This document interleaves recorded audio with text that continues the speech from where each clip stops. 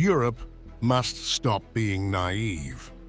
In his New Year's address, French President Emmanuel Macron didn't mince words, delivering a bold warning to a continent trying to keep pace with rapidly changing global dynamics.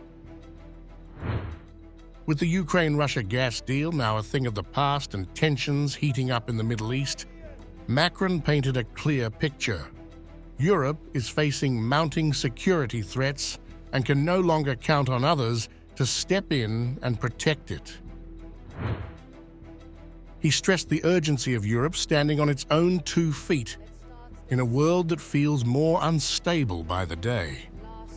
Referring to recent events like the conflict in Syria, election interference in Moldova, Georgia, and Romania, and rising terrorism across Europe, Macron made it clear Europe can't afford to outsource its security anymore. The latest events in Syria, the manipulation of elections in Moldavia, Georgia, Romania, and terrorist attacks in Europe and in our neighboring countries show that our security and the proper functioning of our democracies can never be taken for granted. This is why Europe can no longer delegate its security and defense to other powers. In 2025, France must continue to invest in military rearmament to guarantee our sovereignty, the protection of our interests, and the safety of our compatriots. Europe, for its part, will have to speed up its efforts to take charge of its own defense, security, and borders. But Macron's message wasn't just about defense. He also warned that Europe's over-reliance on others, whether it's trade deals or external support, could leave the continent vulnerable in the long run. Now is the time to rethink how Europe approaches its future. Europeans must stop being naive. We must say no to the trade laws laid down by others, which only we still respect. We must say no to all the things that make us dependent on others, without compensation and without preparing for our future. On the contrary, we need a European awakening, a scientific, intellectual, technological, industrial, agricultural, energy, and environmental awakening. To do this, we need to move faster.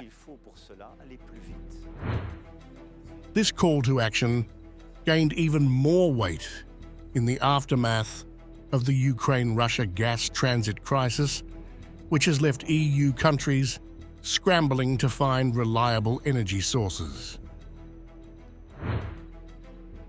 While Macron's words on the global stage were firm, he didn't shy away from admitting his domestic missteps, reflecting on his decision to dissolve the National Assembly and call for early elections, an ambitious move that ultimately resulted in a hung parliament dominated by far-right parties. Macron acknowledged the political instability it caused.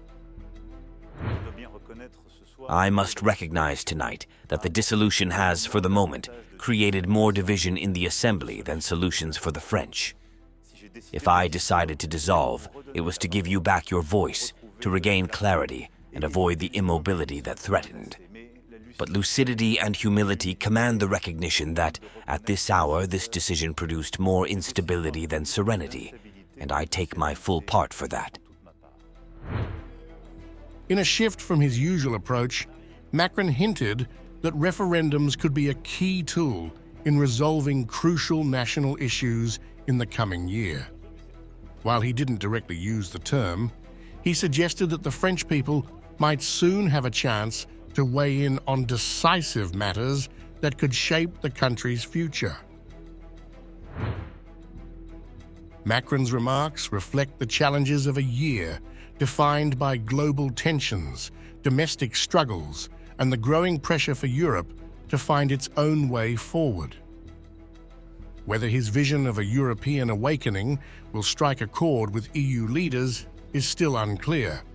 But one thing is certain: Macron is determined to guide both France and the continent towards greater self-reliance in an increasingly unpredictable world.